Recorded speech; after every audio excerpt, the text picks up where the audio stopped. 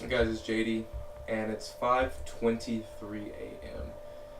This time is probably not. It's probably not shocking recording this video to most poker players. I just finished a session tonight, and I'm gonna record some or talk about some hands just from my memory. Today was a very straightforward ABC poker night, which is required. Is really what's all required in 1-2 table. I didn't realize how not great a lot of 1-2 players are, especially when you start studying poker on a higher level. A lot of players are out there. You get your beginner to your high level amateurs playing at 1-2. Now obviously, you can maybe have some pros occasionally in there, semi-pro, what have you, but for the most part, the range of players you're playing against are going to be below average for players who play for money, versus obviously you go to 5 or on and onward. So, went to a local poker club here in the area that I live, and they actually had a pot limit Omaha table, and I decided to jump on that, and I played 2 or 3 hands, and I realized how tight the players were on the table, and I figured that they had an edge on me in Omaha, so I got up and quickly went to the no limit Texas Hold'em table, where I knew that I would have an edge on the player. So anyways, I've been to this place 2 other times, and a couple other players seen me play, and then one time I didn't go there.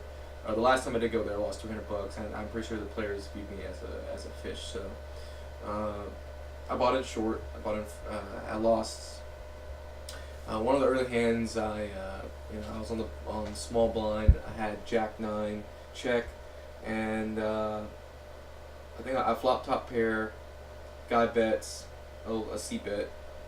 I don't know if you call it a C bet. Anyway, he bet like half the pot or something. I call, and then turn trip jack. So basically, call him down. He bet like third pot, quarter pot, turn river. I just called him down. He flipped over king jack, and I mucked my cards, and I'm reinforcing the image that I'm just a retarded poker player. So I called him down with trips, but I would kicker, and obviously I kicked, so I didn't even show. I just pulled my cards. And after that, for the rest of the night, I ran pretty good. I don't think I didn't lose any significant hands beyond that point. Here, maybe one circuit around the table, I look down at ace queen, small blind. In the small blind, it gets folded around. There's a couple people who limp. I pop it up to $10, and I get 2 callers. The guy in the button to my right, and then under the gun calls. So we come to a flop. So the flop comes queen 8-5. No. That's not right. Queen 9. No. Queen.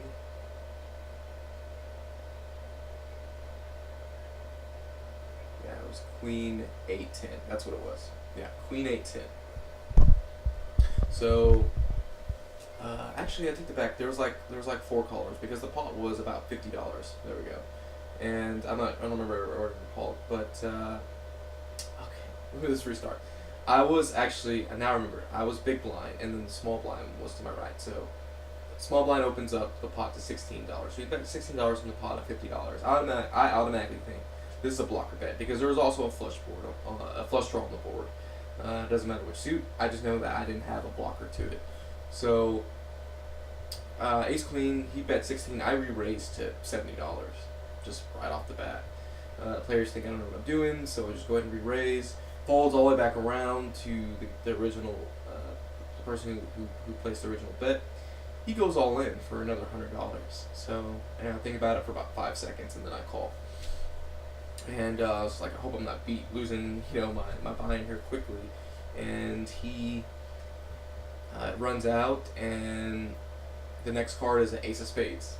And I'm just like, fuck. I actually say it out loud, fuck. The guy just hit his flush. That's what I'm thinking, because I put him on a flush draw. And then the river comes a jack off. So, jack off suit. So I have 2 pair, and the guy flips over jack 9. So he hit a jack.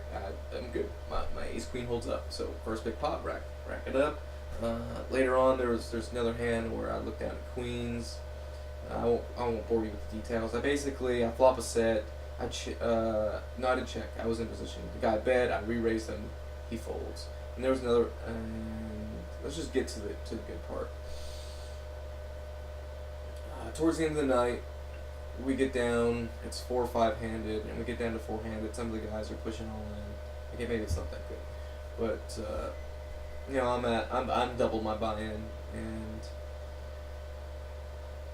this guy to my right, he's just being a crazy guy. The guy to my left, he's been getting sucked out.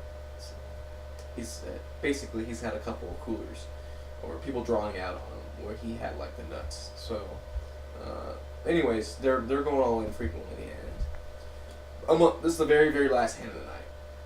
I look down at pocket queens and I limp, and the guy to my left pushes all in, and then button, not the button. The small blind, the button goes all in. Small blind folds.